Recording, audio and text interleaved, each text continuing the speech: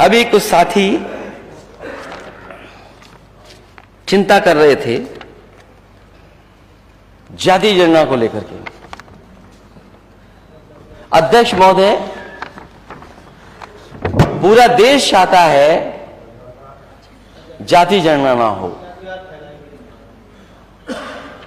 और अंतोगत्वा मैं कहता हूं, on the floor of house कह रहा हूं, मैंने पहले भी प्रेस में कहा, ये बीजेपी के लोग भी जाति जनगणना में खड़े हो जाएंगे। देखिएगा, ये समय आएगा कि बीजेपी के लोग भी कहेंगे हां जाति जनगणना होनी चाहिए।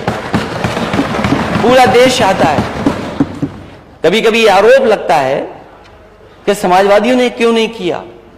मैं केवल एक एग्जांपल देना चाहता हूं अध्यक्ष महोदय आपके माध्यम से, कि जिस समय मेरिट की भर्ती हुई थी पुलिस की, और उसी समय एक फैसला आ गया था आरक्षण को लेकर के, हाई कोर्ट और सुप्रीम कोर्ट के झगड़े के बीच में हम लिस्ट को नहीं जारी कर पाए थे पुलिस भर्ती की। वो मेरिट की भर्ती थी, रिजल्ट बन चुका था, और जब कोर्ट के आदेश के बाद वो सूची जब जारी की गई, तो जो सूची जारी की थी उसमें पहले जो व्यवस्था थी आरक्षण की, उस व्यवस्था के तहत वो सूची बनी थी और उस सूची को जारी कर दिया गया था। लेकिन कुछ अधिकारी और सरकार क्योंकि नई आ गई थी, तो सरकार ने कहा कि नहीं, ये पुरानी आरक्षण व्यवस्था नहीं लागू होगी, नई आरक्षण व्यवस्था लागू होगी। और जब नई आरक्षण व्यवस्था लागू के तहत वो सूची जारी की गई, तो 1700 नौजवान जो पिछड़े थे, दलित थे, उन्हें नौकरी से बाहर निकाल दिया गया था। उनकी भर्ती जनरल में हो गई थी और उन्हें नौकरी से बाहर निकाल दिया गया, ये कहकर के कि अब नई आरक्षण व्यवस्था लागू हो गई। जिन्होंने खुशियां मनाई थी, जिनके घर परिवार के लोगों ने बधाई दी थी, वो 1700 नौजवान नौकरी पाने के बाद, लिस्ट में आने के बाद बाहर निकाल दिए गए थे। जब से ये नई व्यवस्था लागू हुई है आरक्षण की, जो मूल भावना थी मंडल कमीशन से, उससे हम डाइवर्ट हुए हैं, तब से पूरे देश में ये आवाज उठी है कि जाति जनगणना होनी चाहिए और जाति जनगणना के बाद आबादी के हिसाब से सबको हक और सम्मान मिलना चाहिए। क्या यही तो सबका साथ सबका विकास है? क्या हम गलत बात कह रहे हैं क्या?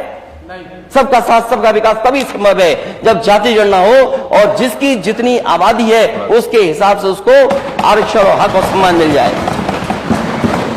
क्योंकि सरकार में रहना है, इसलिए विरोध करना जरूरी है।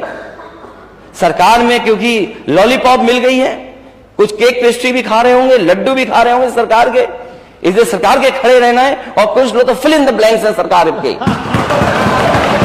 रिक्त स्थान भरो, फिल इन द ब्लैंक्स है कुछ लोग।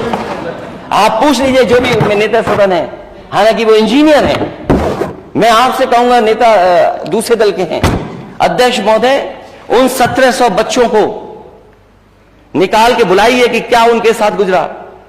और सबसे पहला बच्चा जो नौकरी से निकला था, जो उस आंदोलन को लीड कर रहा था, ये तो सदन से ही चले गए। ये हमारी वजह से नहीं गए होंगे, कुछ कटी पतंग हैं,